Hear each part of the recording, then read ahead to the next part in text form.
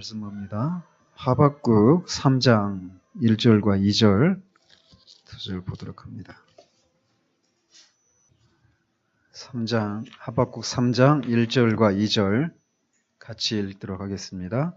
시기 온 옷에 맞춘 선지자 하박국의 기도라. 여호와여, 내가 주께 대한 소문을 듣고 놀랐나이다.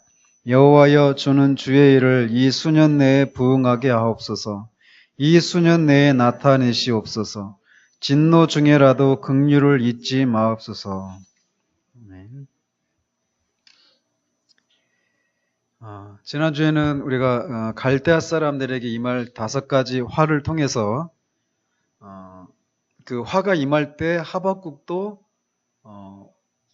환난을 겪게 된단 말이죠. 근데 그런 혼란 속에서도 찬양할 수 있었던 그 몇 가지 원리를 우리가 살펴보았습니다. 그래서 역사적인 사건들이 하나님의 주권 하에서 하나님 나라의 완성을 향해서 진행이 된다라고 하는 사실을 깨달은 것에서 그가 찬양할 수 있었고, 그가 겪는 그런 고난, 그런 의심, 질문 이런 것들이 그만 겪는 것이 아니라 그 전에 하나님의 사람들이 다 겪었던 그런 것들이었다라는 것, 그리고 악은 반드시 파멸되고 하나님의 승리는 절대적으로 확실하다라고 하는 그런 사실을 그가 깨달은 것으로 인해서 혼란 가운데서도 찬양할 수 있었다라고 하는 것을 우리가 살폈습니다. 그랬죠? 예. 저만 그렇게 하고 여러분은 아닌 것 같이. 자, 오늘은 이제 3장으로 이렇게 넘어가서 보도록 합니다. 그래서 3장도 보시면 실상 우리가 19절까지 되어 있지만 그 3절부터 있는 그 내용들은 같은 내용들의 이렇게 반복입니다. 그래서 한꺼번에 다룰 수도 있어요. 이 나머지 부분을 말이죠. 그렇게 들지 아니면 또 뭐 그 중간에 한 번이라도 더 나눠서 할지 이제 보도록 하고요. 1절에 보면 시기 온 옷에 맞춘 선지자 하박국의 기도라 이렇게 되어 있습니다. 시기 온 옷이라고 하는 이런 표현이 있는데 이거 보면 이게 하박국의 기도라 이렇게 되어 있지만 이게 기도이면서 사실은 또 찬양이기도 합니다. 그래서 노래란 말이죠.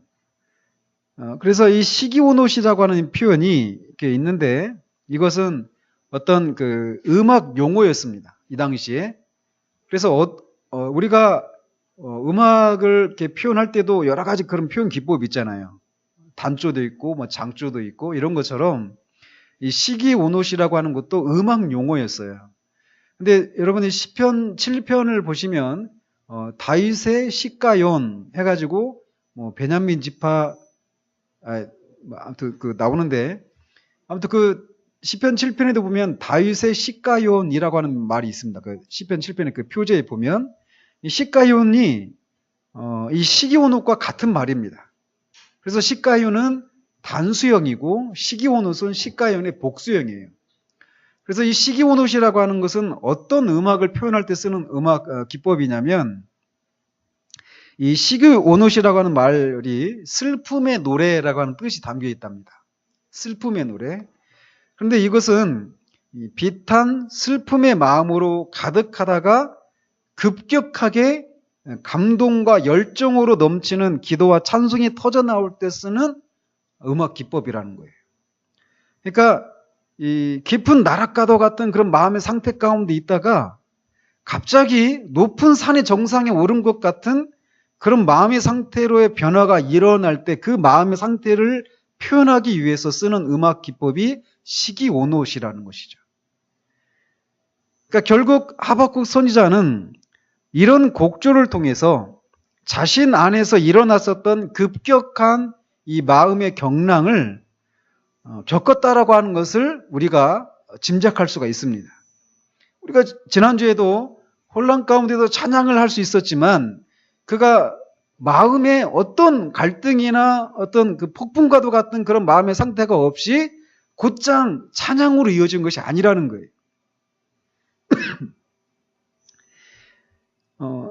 우리가 1장에서 본 것처럼 악이 득세하는 그런 현실에 하나님이 전혀 개입하시지 않는 것 같은 그런 현실을 보면서 하나님이 정말 거룩하신가? 정말 살아계신가? 이런 의심과 회의를 가지고 하나님 앞에 나갔었잖아요. 근데 하나님이 응답을 하셨죠. 그것을 통해서 하나님은 그가 의심했던 것처럼 잠시 동안 마음이 힘들었던 것처럼 하나님이 살아계시지 않거나 거룩하시지 않은 것이 아니다라고 하는 것을 깨닫게 되었단 말이죠. 그런데 그렇게 하나님이 그 침묵을 깨시고 응답하셨지만 그 응답의 내용은 그를 더 힘들게 했어요. 우리가 계속 살펴왔던 것처럼 하나님이 이방인의 손에 하나님의 백성들을 심판하시겠다 이렇게 대답을 하신 거란 말이죠. 그래서 더욱 그가 혼란을 겪었는데 그래서 그 문제를 가지고 하나님 앞에 나갔을 때 이 이방 민족을 공의로 심판하시겠다라고 하는 예언을 그가 들었단 말이죠. 그러면서 이 말할 수 없는 회의와 의심의 나락으로 떨어졌는데 그 심판을 통해서 하나님께서 결국은 하나님을 인정하는 것이 온 세상에 가득하게 되는 그런 일이 있을 것이다라고 하는 것을 깨닫고 지금 마음에 그 반전이 일어난 것입니다. 그래서 그런 마음의 상태를 표현하기 위해서 시기오노시라고 하는 이런 음악 곡조를 사용해서 그 마음이 일어난 것을 이렇게 찬양을 했다라는 것이죠. 그래서 보십시오. 한번 우리가 방금 전에 이 3장을 중심으로 한 이 찬양을 불렀죠. 제가 일부러 불렀습니다. 이 찬양이 하나님을 찬양하는 위해서 해야 되는데 설교를 위해서 제가 한번 이렇게 선곡을 했어요. 예전에 한번 이것을 이렇게 반주기를 한번 했는데 여러분 처음에 딱 전주 나올 때 깜짝 놀랐죠. 막 완전히 뽕짝같이, 그죠? 그리고 그 리듬도 어때요? 그 멜로디도 굉장히 경쾌하고 그 가벼운 어떤 그런 분위기죠. 그죠? 그런데 하박국은 실상 우리가 방금 전에 불렀던 그런 찬양 곡조와 같이 신나고 가벼운 마음의 상태에서 이 3장의 고백을 하고 있는 것이 아니라는 거예요. 그는 깊은 회의와 의심 그리고 그로 인해서 마음에 깊은 내상을 입은 상태에 있다가 갑작스러운 반전이 일어난 것입니다. 그런 깨달음을 얻었기 때문에 그래요. 저는 여기에서 오늘날의 경박한 기독교와 성경에서 말하는 기독교가 얼마나 차이가 있는지를 이 시기오노시라고 하는 말을 통해서 엿볼 수 있다고 생각을 합니다. 오늘날의 기독교는 너무나 가볍습니다. 너무나 피상적이고 너무나 쉬운 길을 걸어가는 것처럼 보입니다. 오늘날의 기독교인들은 너무나 유쾌하고 하나님의 뜻대로 살아가는 것에 있어서 싸움을 필요로 하지 않는 것처럼 보인다는 거죠. 우리가 천리역정을 다 살펴봤지만 그때도 살피면서 말씀을 드렸지만 우리는 순례자들이 천성에 가기 위해서 얼마나 많은 싸움과 좌절과 절망과 한숨을 쏟아내는지를 우리가 1년 넘게 살펴보면서 1년에 넘게 이렇게 살펴보았습니다. 때로는 마귀와의 치열한 싸움을 하기도 하고 의심의 성에 갇혀서 죽고 싶을 정도로 깊은 절망에 빠지기도 합니다. 때로는 사망의 음침한 골짜기를 통과하면서 하나님의 임재도 느낄 수 없고 동료 그리스도인과의 교제도 끊어지고 홀로 어둠 속을 헤쳐나가야 되는 그런 어려움도 겪기도 합니다. 때로는 깊은 무기력에 빠지기도 해서 거기에서 헤어나가기 위해서 혼신의 힘을 다해야 하는 경우도 우리는 살펴보았습니다. 물론 천로역정이라고 하는 이 길이 이런 고난과 어려움만 있는 것은 아니에요. 그런 것들 속에서 하나님의 신실하신 도우심을 발견하기도 하고 때로는 푸른 초장과 쉴만한 물가에서 머무는 것 같은 그런 평화로운 때를 만나기도 합니다. 그래서 말할 수 없는 기쁨과 평안을 누리기도 한단 말이죠. 그러나 그가 잠시 누리는 그런 기쁨과 평안은 의심과 절망, 깊은 회의와 유혹을 물리치기 위한 치열한 투쟁과 씨름 끝에 얻어지는 것이라고 하는 것을 우리가 살펴보았단 말이죠. 그러나 오늘날 기독교는 웃고 떠들고 즐거움만 있는 것처럼 보입니다. 무한 반복되는 찬양 속에서 사람들의 얼굴은 기쁨으로 가득 차고 찬양을 하면서 때로는 감격의 눈물을 흘리기도 합니다. 각종 성경 공부와 이어지는 다양한 프로그램 속에서 깊은 고민과 씨름의 모습보다는 즐겁고 유쾌한 모습들을 봅니다. 저는 직장에 다니는 동안에 제 안에서 이런 신앙의 근본적인 질문이 제 안에서 시작이 됐을 때 아주 우리 교단에서 가장 큰 교회를 다녔었습니다. 청년부 때. 근데 그 공동체 안에 있으면서 제 자신이 굉장히 큰 어려움을 겪었어요. 왜냐하면 저는 직장 생활을 하면서 그 속에서 내가 하나님의 뜻대로 살아가는 것이 얼마나 힘들고 고통스러웠는지 몰랐습니다. 어떻게 사는 것이 하나님의 뜻인가? 하나님의 뜻대로 살려고 하니까 난 너무나 힘들었어요. 근데 교회에 와서 우리 청년분들께 보면은 그들은 너무 밝아요. 너무 유쾌하고. 그러면서 저는 한때 저들 안에는 도대체 내가 모르는 어떤 그런 신앙의 비결이 뭐가 있나? 그런 질문을 하고 나는 도대체 뭐가 문제일까? 내 안에서 내가 뭘 깨닫지를 못해서 이렇게 힘들기만 생각이 되어질까? 세상은 너무나 크고 그 앞에서 나는 이렇게 작을까? 두렵고 무섭기까지 했단 말이죠. 하나님의 뜻대로 사는 것이 말이에요. 근데 보여지는 모습은 전혀 그런 모습이 아니었어요. 제 주변에서 보여지는 모습들이 말이에요.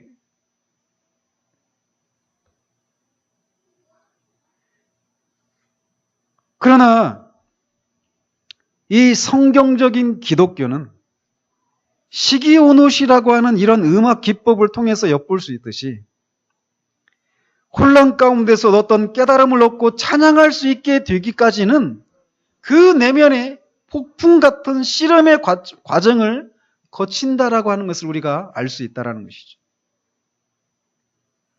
세상이 이런 상태로 있는 동안에는, 그리고 저와 여러분이 계속 이러고 있는 동안에는, 사탄이 그러고 있는 동안에는 우리가 사는 이 세상 속에서 우리는 슬픔과 비통함, 의심과 회의와 절망이라고 하는 과정이 없이 곧장 찬양과 기쁨과 평안으로 도약하는 그런 신앙이라고 하는 것은 없다라는 것입니다.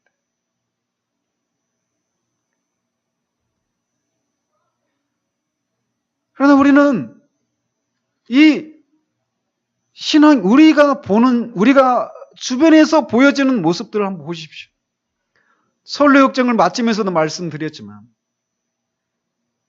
하나님의 뜻대로 살아가는 과정 속에서 자신 안에 있는 죄와 세상 속에서 보여지는 어그러진 그런 모습들, 하나님을 하나님으로 인정하지 않는 그런 모습들, 그 하나님의 뜻대로 살아가지 못하는 우리 안에 있는 그런 무기력과 죄악들, 이런 것들을 인해서 탄식하고 절망하고 좌절하고 하는 이런 것이 없는, 어떻게 하면 내가 제대로 된 그런 신앙생활을 할 수 있을까라고 하는 이런 진지한 고민과 씨름의 과정이 없이 즐겁고 유쾌한 그런 그리스도인의 삶을 살아가는 사람들이 우리는 너무나도 많은 시대를 살아가고 있다는 거예요.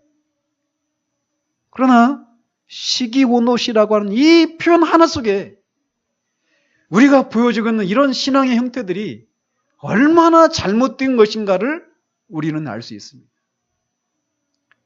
하박국은 이런 씨름과 좌절과 회의와 절망이 없이 곧장 즐거움과 평안과 기쁨으로 뛰어들어서 아무 걱정 근심 없이 해맑은 얼굴 표정으로 그렇게 찬양을 했던 것이 아니었다는 것이죠.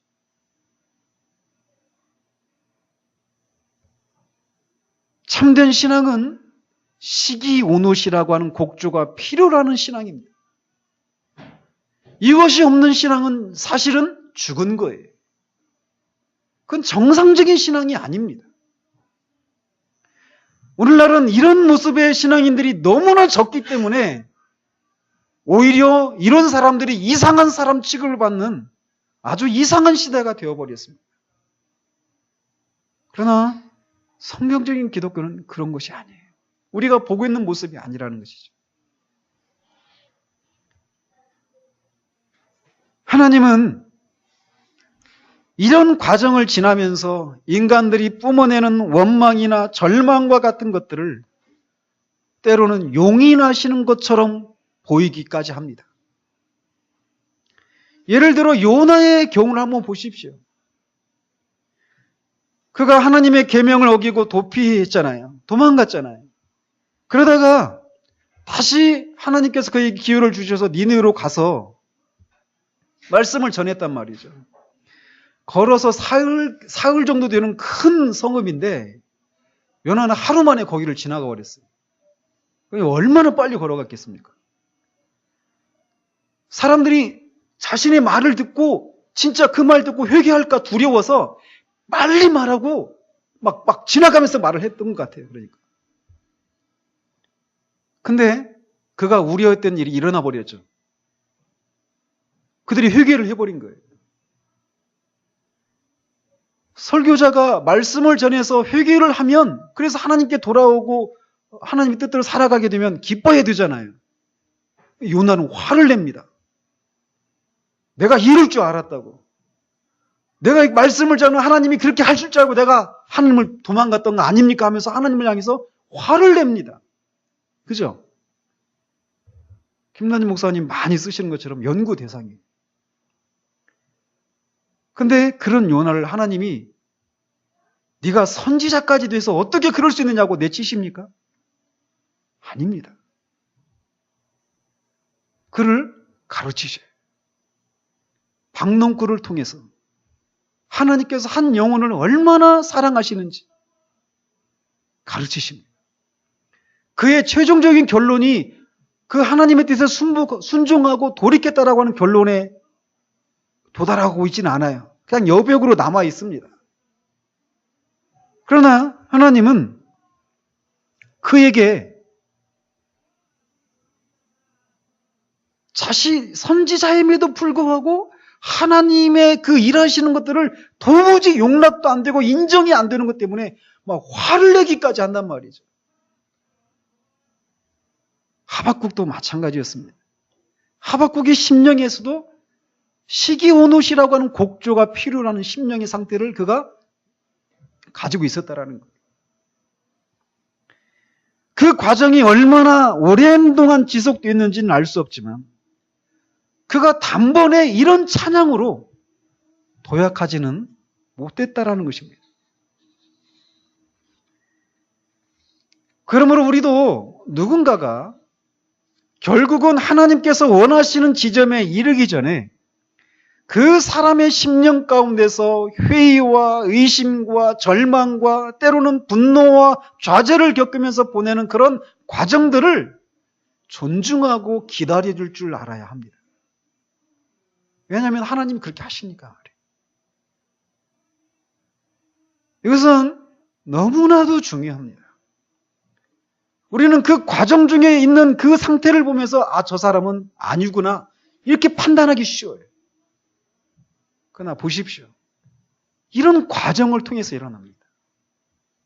타락한 세상에 사는 동안 우리는 어떤 영적인 진리를 얻기까지 하나님께서 아담에게 저주를 하시면서 말씀하신 것처럼 네가 땅에서 소산을 얻기 위해서는 네 이마에 땀을 흘려야 되고 땅은 가시와 엉겅퀴를 내기 때문에 네가 그렇게 이마에 땀을 흘리면서 애를 써야 된다라고 말씀하셨던 것처럼 하나님이 우리가 하나님께 순종하는 그런 과정 속에서 우리는 하나님이 이렇게 해라 그러면 yes 하고 그냥 기계처럼 로봇처럼 그냥 곧장 그 순종의 길로 갈 수 있는 것이 아니라는 것이에요. 우리 안에는 이런 때로는 반동, 반항, 원망, 절망, 회의 이런 것들이 우리 가운데 있을 수 있다는 것입니다. 그게 옳다라는 것이 아니라 그런 과정을 거치기 마련이라는 것이에요.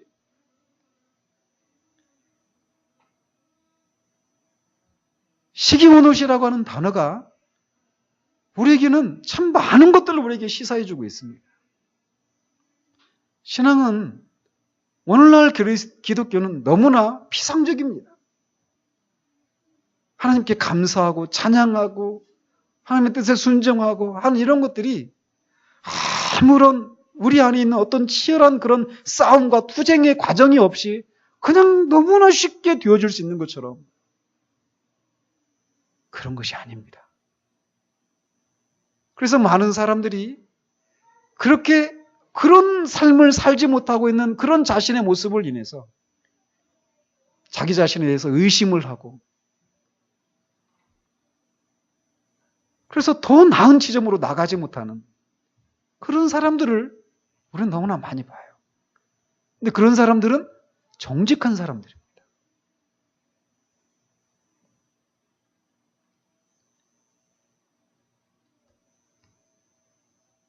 어쨌든 뭐 이 정도로 하고 이제 그의 기도의 내용을 한번 살펴보도록 합니다. 이 3장 전체가 선지자의 기도예요. 근데 이 기도는 일반적인 어떤 간구보다도 훨씬 강한 찬송과 감사와 회상과 경배를 포함한 그런 기도의 형식을 띠고 있습니다. 우리 특히 2절을 통해서 신자가 위기에 처했을 때, 어려움에 처했을 때 가져야 할 태도가 무엇인지를 발견할 수 있습니다. 우리들이 가지고 있는 문제도 이런 거잖아요. 왜 하나님이 내 상황 가운데 간섭하시지 않는가? 하나님은 왜 이런 일들을 허락하시는가? 왜 하나님을 믿지 않는 사람들, 악인들은 더 형통하고 잘 사는데 나는 이렇게 힘들까? 왜 하나님의 교회를 부흥시키시지 않는가? 이런 것들을 우리가 가지고 있단 말이죠. 그러므로 우리는 이 2절에서 시련과 난처한 일을 당했을 때 신자들이 가져야 할 태도를 발견해야 합니다. 먼저 이 하박국의 기도에는 기도에 있어서 세 가지 본질적인 요소들이 담겨 있습니다. 하나는 겸손한 것이고, 하나는 경배하는 것이고, 하나는 간구하는 것입니다. 먼저 우리는 선지자가 겸손한 태도를 취하고 있는 것을 보게 됩니다. 여호와여, 내가 주께 대한 소문을 듣고 놀랐나이다. 여호와여, 주는 주의 일을 이 수년 내에 부응하게 하옵소서. 이 수년 내에 나타내시옵소서. 진노 중에라도 긍휼을 잊지 마옵소서. 그는 더 이상 어떻게 이런 일이 있을 수 있습니까? 라고 하는 질문을 던지지 않아요. 더 이상 그는 하나님과 논쟁하지 않고 하나님의 하시는 방법에 대해서 처음에처럼 의심을 가지고 질문하지도 않습니다. 그는 하나님이 그에게 하신 말씀에 대해서도 대항하지 않습니다. 또다시 이 문제를 들고 하나님께 나아가서 왜 이렇게 하시려고 하는지 묻지 않아요. 그의 마음엔 더 이상 싸움이 사라지고 찬양이 자리하고 있습니다. 우리는 우리가 이해되지 않는 상황이 지속될 때 우리는 하나님을 향해서 그의 처사가 부당하다라고 하는 생각을 가지면서 원망과 분노가 자리하는 것을 보게 됩니다. 부끄럽지만 제 자신 안에도 그런 것들이 있는 걸 봐요.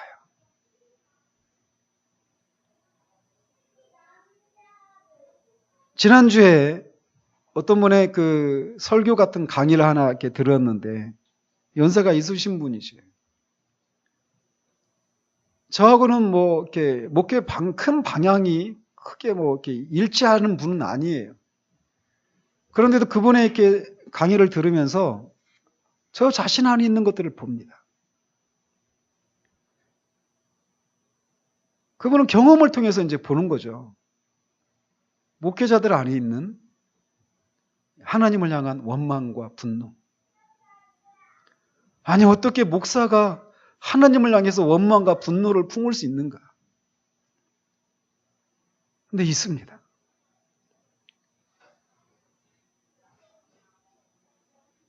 요나처럼 대놓고 분노를 표할 수도 있지만 이 하나님을 향한 분노와 원망을 대놓고 표현하지 않아도 하나님의 일을 태만히 하는 것을 통해서도 분노를 표할 수 있습니다. 하나님의 일을 하는 것이 신나지 않아요.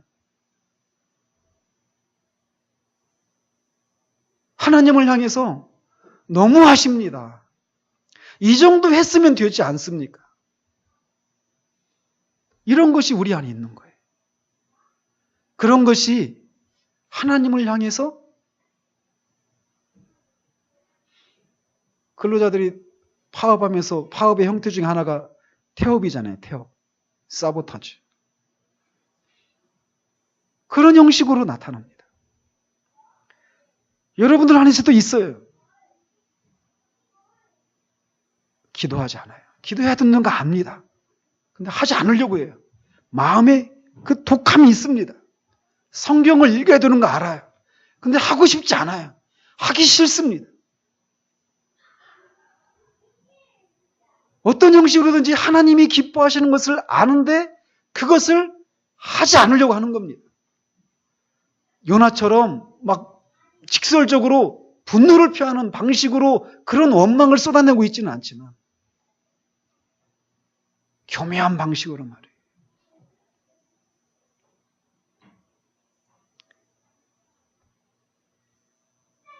어떤 열정과 자원함이 없이 하나님의 일을 억지로 하는 것을 통해서 그런 분노와 원망을 표현하기도 합니다.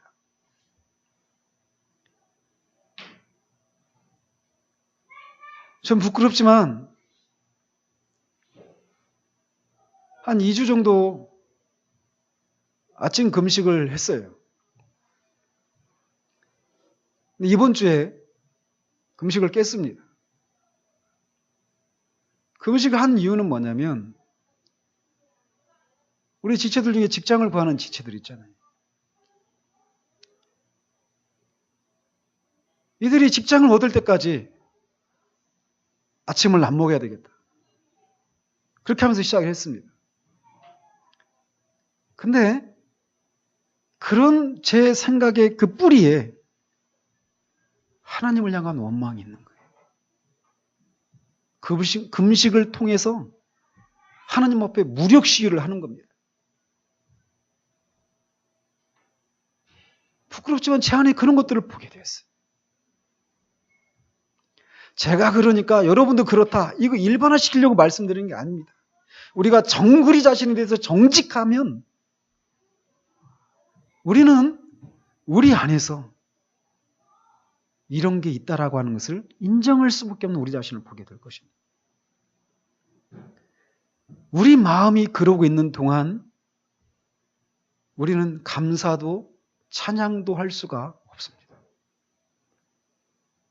겉으로 거친 모습으로 반항하고 원망하고 비양하고 이러고 있지 않을 수도 있어요. 그러나 그 뿌리에 우리가 하나님의 일을 하는 것에 있어서 또는 우리 일상의 삶을 살아가는 데 있어서 교묘한 방식으로 그것을 표현하고 있을 수 있다는 겁니다. 살림하시는 주부들은 아시죠? 남편한테 막 화나 있으면 설거지할 때 어떻게 합니까? 물 틀 때도 틀리죠.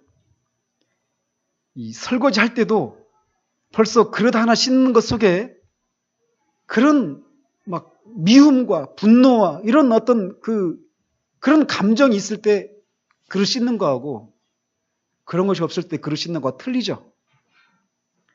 애들을 대할 때도 틀리죠. 다 압니다. 눈치를 보고 있죠, 뒤에서. 뭔가 나한테 뭔가 꼬인 게 있구나.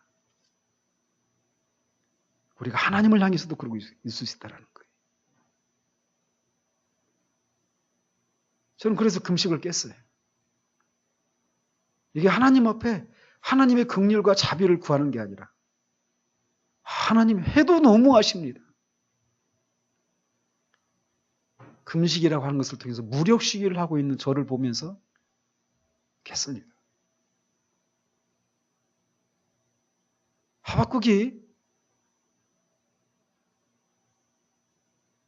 그런 폭풍과 같은 그런 마음의 상태 가운데 있을 동안에는 이런 찬양과 감사를 할 수가 없었어요. 그런데 그런 것이 사라졌습니다.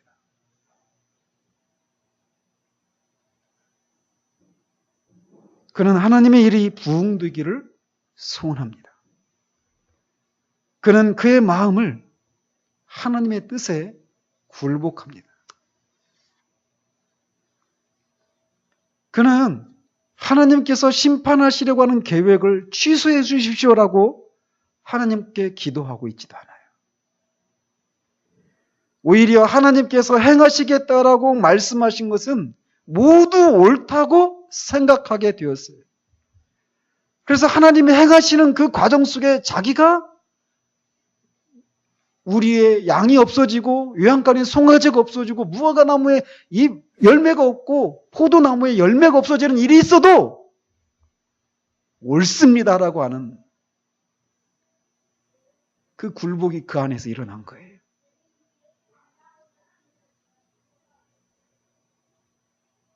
즉 하나님은 절대적으로 의로우시고 이스라엘 백성에게 내리실 벌은 받아 마땅한 것이라고 생각할 수 있게 된 거예요. 그래서 이스라엘 백성이나 자기 자신을 옹호하려고 하지 않고 오직 죄를 솔직히 인정하고 하나님의 공의와 거룩함과 판단을 인정하고 있습니다.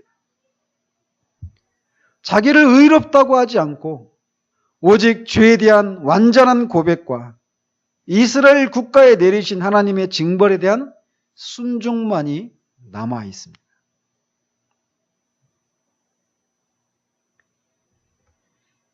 하박국의 심령에서 있었던 투쟁과 씨름과 거친 항변과 같은 의심과 회의가 그의 마음을 사로잡고 있는 동안에는 찬양할 수 없었지만 지금은 그런 찬양을 할 수가 있습니다. 그의 마음에 모든 폭풍이 잠잠히 가라앉고 하나님의 처사가 모두 옳음을 인정하며 하나님 앞에 그의 마음의 높아짐을 모두 내려놓았습니다. 어떻게 하박국이 이런 입장을 가질 수 있게 되었을까요? 그것은 선지자 하박국이 이스라엘이나 갈대아 사람들에 대해서 갖고 있었던 생각을 멈추고 그 판단을 멈추고 세상에 있는 죄악을 반대하시는 하나님의 거룩하심과 의로우심만을 깊이 생각한 때문이었습니다. 즉 똑같은 현실을 바라보는 그 입장이 하나님의 입장에서 그 문제를 바라볼 수 있게 되었기 때문에 그렇다라는 거예요. 우리가 겪고 있는 문제의 어려움도 우리가 겪고 있는 문제를 하나님의 입장에서 그 문제를 보지 않고 문제 자체만 깊이 생각하는 데 있습니다. 하박국이 이스라엘과 갈대아 사람들을 바라보는 동안에 그는 어려움에 빠졌어요. 어떻게 이렇게 할 수 있습니까? 이방 족속을 통해서 하나님의 백성이 아무리 죄를 지었기로서니 어떻게 그들의 손을 빌어서 우리를 징벌할 수 있습니까?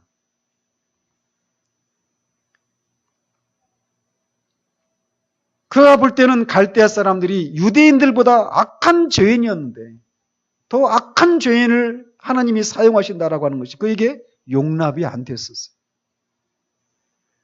그가 이런 태도를 가지고 있는 동안에는 공궁 속에서 마음과 정신이 불행을 당하는 상태가 계속되었습니다. 마치 창세기 48장에 보면 야곱이 이제 죽게 될 날이 얼마 안 남았을 때 요셉이 므낫세와 에브라임 두 아들을 데리고 야곱을 찾습니다. 므낫세가 장자입니까? 에브라임이 장자입니까? 네? 므낫세가 큰 아들이었어요. 그래서 이제 야곱이 축복 기도를 하려고 하는데 오른손으로 축복 기도하는 게 이스라엘 사람들은 더 좋게 생각했어요. 왼손으로 축복을 받는 게 더 좋게 생각했습니까? 오른손이었죠. 그래서 요셉은 오른손이 므낫세의 머리에, 왼손이 에브라임 머리에 앉도록 그렇게 앉혔어요. 축복 기도 해달라고. 야곱이 이렇게 한 겁니다. 요셉이 얘는 큰아들이고 얘는 작은아들 이렇게 하면 안 됩니다. 말렸어요. 야곱이 그러죠. 아들아, 나도 안다. 그러나 이 작은 아들이 큰 아들보다 더 크게 될 것이다.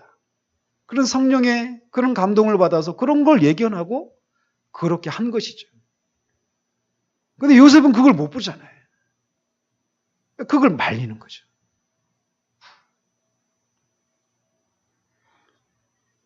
요셉이 이렇게 자기가 보는 입장에서만 그 문제를 보니까 야곱을 말리는 거예요. 보십시오. 이 종이가 있는데 여러분이 지금 뭘 보십니까? 종이 위에 있는 글씨를 볼 수 있어요? 뭐가 보입니까? 종이인데 선만 보이시죠? 선. 그죠? 선만 보여요. 이게 2차원이에요, 2차원. 네? 종이 위에 써진 글씨를 보려면 종이 위에 있어야 됩니다. 한 차원 위에 있어야 되는 거예요. 근데 우리가 우리의 문제를 그렇게 못 본다라는 거예요. 우리가 보는 것은 선밖에 안 보이는 거예요. 선분밖에. 근데 하나님은 종이 위에 써 있는 글씨를 보시는 거예요. 하박국이 문제를 하나님의 입장에서 바라보는 시각을 얻은 거예요. 그래서 보니까 자기가 볼 때는 이스라엘이 갈대아보다 더 그래도 조금 낫다. 그러나 하나님이 보실 때 갈대아나 이스라엘이나 똑같은 죄인이라는 것이죠.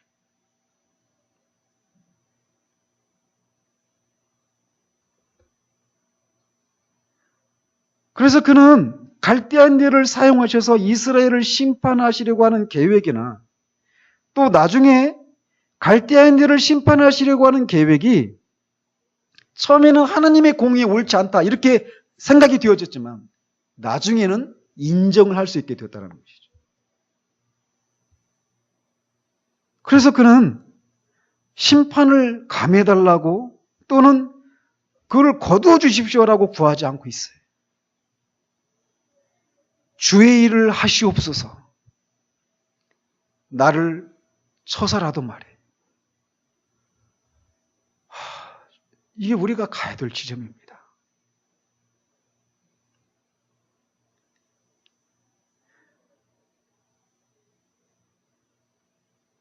그래서 우리는 하나님 앞에서 스스로 겸손해지는 것 이외에는 우리가 아무것도 할 일이 없어요. 우리의 문제를 우리의 시각으로 볼 때는 어떻게 이런 일이 있을 수 있습니까? 이렇게 할 수 있지만 하나님의 입장에서 그 문제를 바라보기 시작할 때 하나님의 일을 하시옵소서. 그런데 하나님의 일을 하시는 그 과정 속에 뒤에서 고백하는 것처럼 그런 고통을 어려움을 겪을 수도 있음에도 불구하고 그것을 통해서 하나님이 온 땅에 하나님을 인정하는 영광이 가득하게 되는 일이 일어날 수 있다면 그리 하시옵소서라고 할 수 있다는 거예요. 지금 하박국의 기도 속에는 그런 겸손함이라고 하는 요소가 있는 것을 보게 된다는 것입니다. 그의 기도 속에서 보이는 두 번째 요소는 경배입니다. 여호와여, 내가 주께 대한 소문을 듣고 놀랐나이다. 여기서 놀랐다라고 하는 것은 하나님이 하박국에게 계시하신 일들을 두려워했다라고 하는 뜻만을 말하는 것은 아닙니다. 물론 그는 이 주의 일을 듣고 그 16절에 보면 내가 들었으므로 내 창자가 흔들렸고 그 목소리로 말미암아 내 입술이 떨렸도다. 무리가 우리를 치러 올라오는 환난 날을 내가 기다림으로 썩이는 것이 내 뼈에 들어왔으며 내 몸은 내 처소에서 떨리는도다라고 말을 합니다. 즉 장차 임박할 그 심판이 너무나 두려운 것이 분명했어요. 그것 때문에 그가 두려웠나이다라고 놀랐나이다라고 말하고 있는 것도 사실입니다. 그러나 그것이 전부는 아니에요. 근데 여기서 잠깐 또 한 가지 짚고 넘어가자면 그가 이렇게 자기가 겪게 될 그 환난을 보면서 분명히 그 썩이는 것이 자기 뼈에 들어왔고 내 마음이 창자가 흔들렸고 내 마음이 흔들렸다라고 하는 그런 두려움을 느꼈거든요. 근데 이것을 통해서 우리가 알 수 있는 것은 무엇이냐면 기독교가 현실 도피적인 그런 종교가 아니라는 것이, 기독교가 아편이 아니라는 것입니다. 그는 썩이는 것이 자신의 뼈에 들어왔고 몸이 떨렸다라고 했어요. 두려웠습니다. 현실을 외면한 것을 통해서 누리는 평안이 아니라 현실을 그는 직면했어요. 직시했습니다. 그 직시한 이유가 두려웠어요. 너무나 무서웠습니다. 그런데 그 무서운 것을 뛰어넘는 그 무엇이 있었던 것이죠. 그게 기독교입니다. 근데 옆에 있는 교회에서 그런 얘기 많이 하죠. 옛사람을 죽이고 새사람을 입어야 된다. 맞습니다. 그렇게 해야 됩니다. 근데 그것이 잘 들어야 됩니다. 옛사람을 죽이고 새사람을 입어야 되는데 그것이 마치 현실 도피적인 그런 생각을 가지고 그런 얘기를 한다면 그건 잘못된 것이라는 거예요. 예를 들어서 속을 썩이는 아들이 있어요. 근데 그런 행동을 볼 때 막 안에서 막 분노가 치밀어 오르죠. 막 욕을 하고 싶고 때리고 싶고 막 더 심한 어떤 생각이 일어날 수도 있죠. 근데 그거를 부인합니다. 그 예수랑 부인해야 되니까 온유한 마음으로 온유한 말로 그 아이에게 대합니다. 옛사람을 죽이고 새사람을 입어야 돼. 이런 생각을 주입시키면서 막 그 일어나는 그 악한 분노를, 그 감정을 억누르고 온유한 마음으로 대하려고 해요. 그게 성경에서 말하는 옛사람을 죽이고 새사람을 입는 것입니까? 그게 바로 성화입니까? 그 생각의 뿌리를 들어가 보십시오. 그거는 그 현실을 외면하는 것입니다. 기독교는 분노를 부인하는 게 아니에요. 그거 인정합니다. 슬픔을 외면하는 게 아니에요. 인정하는 게 있습니다. 의심을 인정합니다. 선불교는 그렇게 우리가 고통을 느끼고 하는 이런 것도 다 허상이라고 얘기합니다. 그래서 그것을 예수 부인합니다. 어떤 고통을 느끼고 고통을 느끼고 있는 이 나, 이것마저도 허상이라는 거예요. 그러니까 부인해야 되는 거죠. 그 선불교에서 그런 것을 부인하는 것과 현실을 직시하지 않고 옛사람을 부인한다고 하는 미명하에서 얼굴에 선한 웃음을 띠고 온유한 마음으로 대하고 하는 이런 것을 통해서 옛사람을 죽이는 것과 무슨 차이가 있습니까? 제가 볼 때는 똑같아요.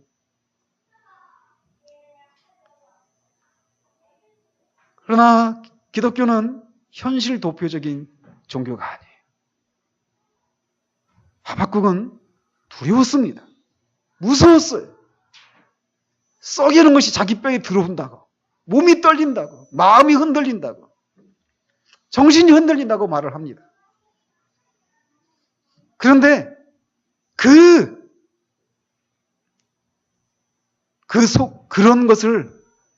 그런 과정 속에서 그걸 뛰어넘는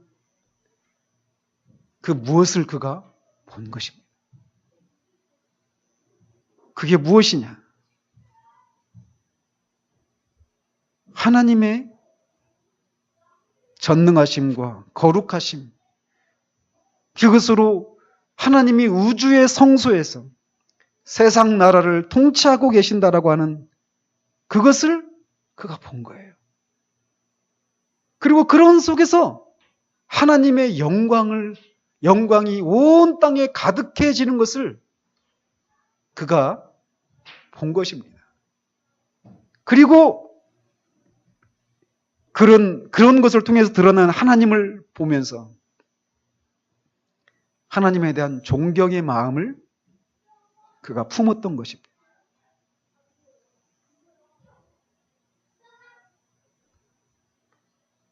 그의 기도 속에는 하나님을 경배하는 그런 요소가 있었어요. 우리는 그리스도의 보혈로 인해서 담대하게 하나님 앞에 나아갈 수 있습니다. 그러나 이것이 하나님을 향한 우리의 존경과 경외를 무시하는 것이어서는 안 된다라는 것입니다. 하나님의 옛 백성들, 특히 그들 중에서도 가장 신령한 사람들은 하나님의 위대하심과 거룩하심을 의식하고 있었기 때문에 하나님의 이름을 부르는 것조차도 두려워했습니다. 오늘날에는 이런 요소들이 없어졌어요. 이 하나님의 존재에 대한 그런 경외와 경배와 존경과 사랑과 그런 숙모의 심령에서 나오는 그런 경배의 심령이 이 경박한 시대의 그리스도인들에게서 잘 찾아볼 수가 없다라는 겁니다. 아까 그런 찬양 곡조와 같은 것이죠. 안녕하세요 성령님, 이런 책이 있습니다. 책 제목이. 저는 그게 우리 시대의 경박함을 보여주는 책 중에 하나라고 봐요.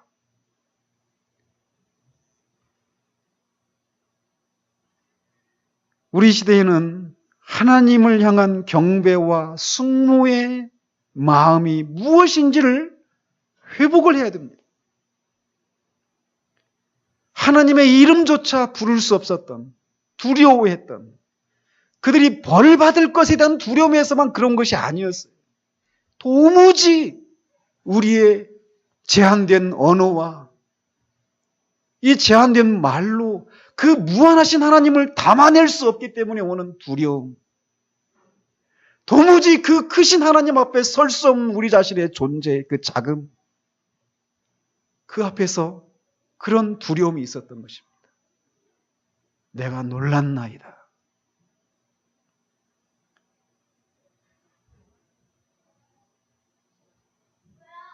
신대원 때 히브리어를 이렇게 배우는데 연습장에다가 뭐 이면지에다가 막 글씨를 쓰는 거예요. 히브리어. 하나님 이름 중에 하나가 엘로힘입니다. 엘로힘. 이제 그거밖에 못 써요. 엘로힘 막 그 글씨를 막 쓰는데 히브리어는 이렇게 오른쪽에서 왼쪽으로 쓰거든요. 확 쓰는데 제 연필을 탁 놨습니다. 하나님의 이름을, 무한하신 하나님을 이 종이 안에 가두는 것 같은, 이 글씨 안에 내가 하나님을 가두는 것 같은, 가둘 수 없는, 갇힐 수 없는 이 하나님을 내가 어떻게 이 글자 안에 하나님을 가둘 수 있을까요? 저는 그 앞에 바로 연필을 놓고 하나님 앞에 막 엎드렸습니다. 도서관에서. 하나님, 저는 하나님을 우리의 말과 이 글로 그 무한하신 하나님을 나는 담아낼 수가 없습니다. 그건 무모한 짓입니다. 우리는 하나님을 이웃집 아저씨보다도 더 편한 하나님으로, 아주 인자하고 자비한 할아버지보다도 더 자비하고 인자한 할아버지쯤으로 생각을 하는 경박한 시대를 살아가고 있습니다. 우리는 다 그 시대에 태어나면 그 시대의 아들과 딸들이 됩니다. 그래서 우리도 그런 정신이 우리 가운데 있어요. 하나님을 향해서 우리는 감히 그렇게 대할 수가 없습니다. 성경의 사람들을 보십시오. 그들이 하나님의 친밀함을 몰라서 그랬을까요? 하나님을 너무나 그리워해서 상사병에 걸린다는 것이 무엇인지를 몰라서 그렇게 하나님을 이름조차 부르는 것을 두려워했을까요? 그렇지 않습니다. 그들은 하나님을 친밀함을 우리가 아는 것보다 더 친밀함을 누렸습니다. 그리스도를 통해서 계시는 하나님에 대한 그 지식이 우리같이 많이 갖고 있지 못했음에도 불구하고 그들은 우리보다 더 친밀함을 누렸어요. 그런데도 그들은 하나님을 경배했습니다. 경외했습니다. 두려워했습니다. 거룩한 선지자 이사야가 하나님의 거룩하신 이상을 보고 성전에서 화로다 나여 망하게 되었도다라고 했던 그것이 무엇인지를 우리는 진지하게 바라봐야 됩니다. 나는 과연 하나님을 두려워하는 것이 있는가?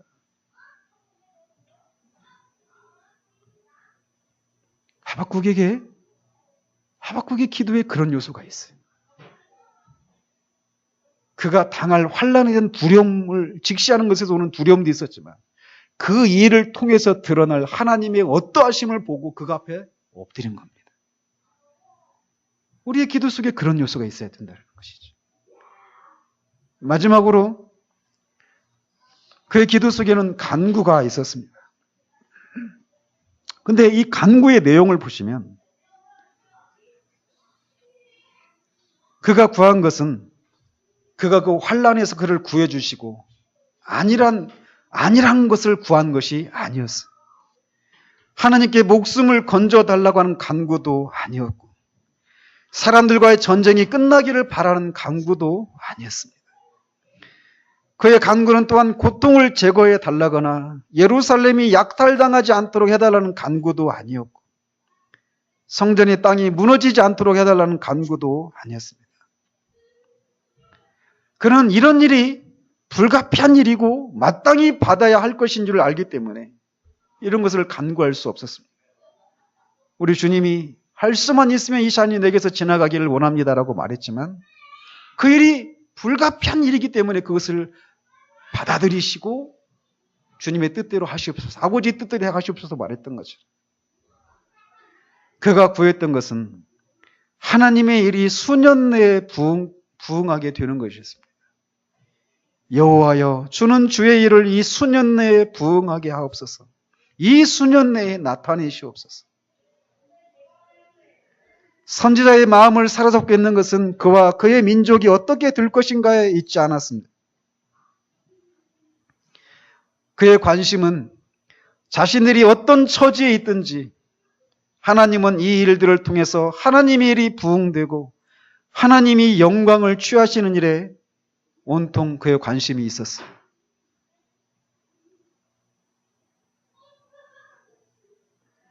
그는 이 수년 내라고 하는 표현을 통해서 아까도 인용해 드린 것처럼 16절에서 말하고 있는 그런 두려운 일들이 있을지라도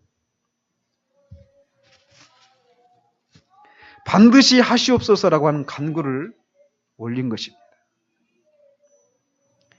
우리의 처지를 인해서 하나님께서 하시려는 일들을 지체하지 마십시오. 이게 작은 기도가 아닌 거예요. 어마어마한 기도인 것입니다. 그것도 속히 하시옵소서.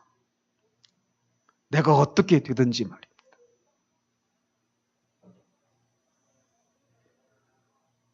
우리의 마음을 사로잡고 있는 것이 무엇입니까?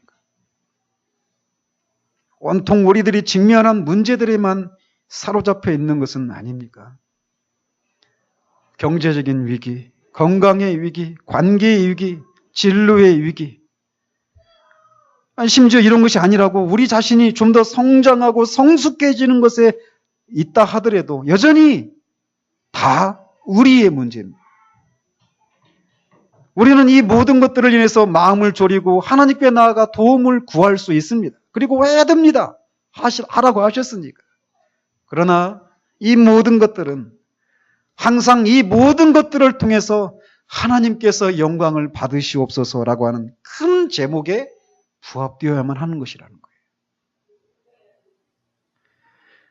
일상적인 삶을 살아가는 영역에서 뿐만 아니라 거룩하고 영적인 영역에서도 마찬가지입니다. 왜 우리가 더 거룩해지고 더 성숙해야 합니까? 왜 사람들이 교회에 들어야만 합니까? 왜 사람들이 말씀을 듣고 변화받아야만 합니까?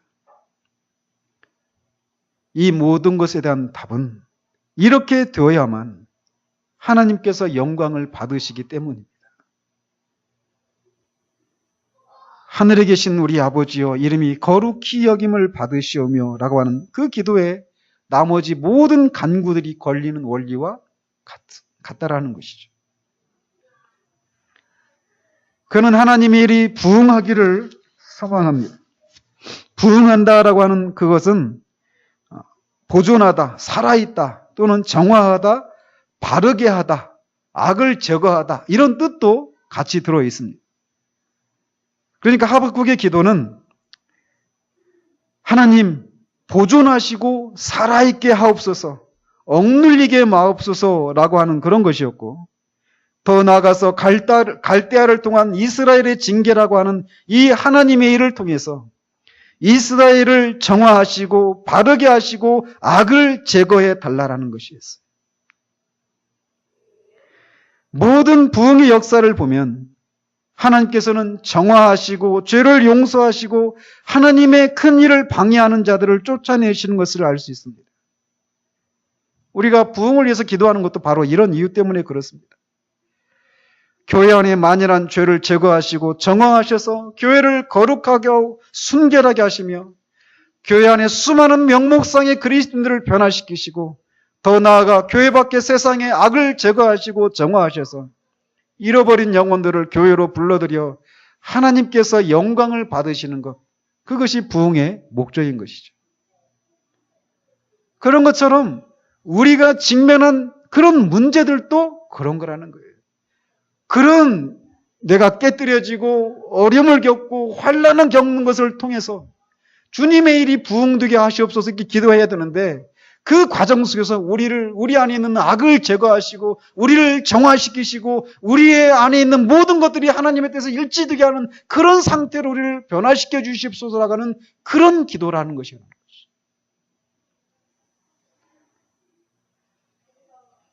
하박국의 그 마지막의 호소는 진노 중에라도 긍휼을 잊지 마옵소서였습니다. 그는 하나님께서 이스라엘의 공로를 보시고 기억해달라고 간구하는 것이 아니라 진노 중에서라도 긍휼을 잊지 마옵소서라고 간구했습니다. 진노는 하나님의 온전하신 공의와 판단을 떠오르게 하는 그런 단어입니다. 그런데 하박국은 하나님의 성품과 거룩하신 하나님의 다른 면인 긍휼을 떠올리고 있어요. 이 기도는 우리에게 본을 보여주는 기도입니다. 하박국의 메시지는 우리보다 더 악한 사람들과 다른 백성을 잊어버리고 스스로 겸손할 때까지, 또한 우리가 하나님 앞에서 자신을 살펴보고 우리의 죄를 고백하고 하나님의 전능하신 손에 우리를 맡길 때까지는 평화와 행복을 찾을 수 없다고 말해주고 있습니다. 이런 문제는 우리 개인에게도 적용될 수 있습니다. 우리 개인이 어떤 문제를 만날 때 스스로 자기를 살펴서 하나님의 전능하신 손에 맡기는 겸손과 우리 영혼에 깊은 관심을 가져야 합니다.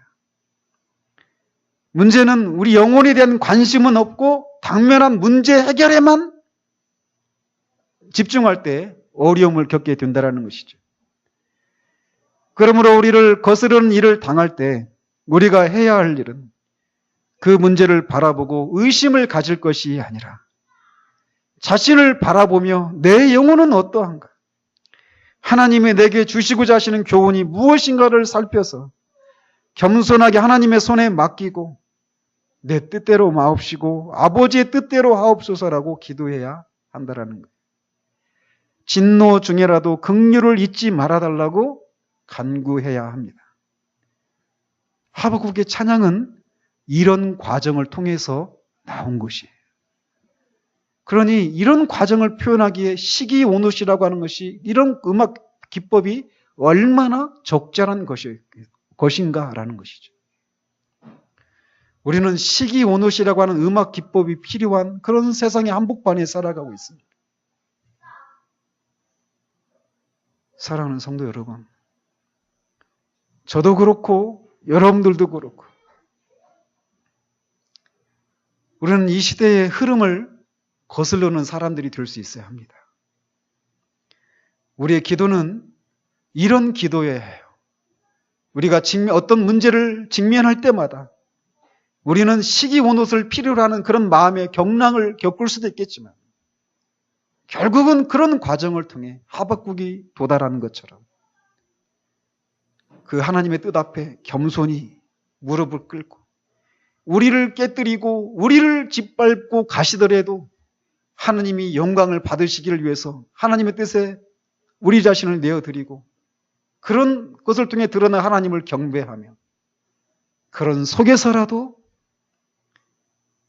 우리를 긍휼히 여겨주시기를 간구하는 이런 기도, 그리고 그런 기도를 통해 우리 삶 속에서 하나님이 우리의 삶 속에서 하나님의 어떠하심이 드러나는 그런 삶을 살아가는 우리들이어야만 합니다. 하박국의 기도는 결코 낭만적이고 가볍고 즐겁고 기쁜 이런 기도가 아닙니다. 심오한 마음의 고통과 격통을 통해서 도달한 기도예요. 이것이 무엇인지를 아는 우리 모두가 되어지기를 바랍니다. 기도하겠습니다. 하나님 아버지, 시기온옷에 맞춘 하박국의 기도를 우리가 살펴보았습니다. 이 경박한 시대에 시기온옷이라고 하는 음악 기법을 필요로 하지 않는 이 경박한 시대를 우리가 살아가고 있습니다. 하나님, 우리의 눈을 열어주시고 우리가 이런 시대의 흐름 속에 우리도 이 시대의 아들, 딸들이 되어서 하나님을 향한 경박함을 품고 신앙에 대한 그 경박함을 품고 살아가는 우리가 되지 않기를 원합니다. 정말 이 하박국이 도달한 이 기도, 이것이 우리 모두가 아는 기도이기를 원합니다. 그래서 우리를 지려 밟고서라도 하나님의 영광을 받으실 수 있다면 그리 하시옵소서. 지체하지 마시옵소서. 수년 내에 하나님의 일을 부흥케 하시옵소서라고 하는 이런 기도가 우리 모두의 기도가 되어지고, 그런 속에서도 긍휼을 잊지 마시옵소서라고 하는 기도 속에 우리의 삶이 하나님의 어떠하심을 드러내는 그런 통로로 사용되어져 그것만으로 만족하고 그것만으로 기뻐할 수 있는 그런 우리 모두의 삶이 될 수 있도록 주님 도우시기를 원합니다. 예수 그리스도 이름으로 기도합니다. 아멘.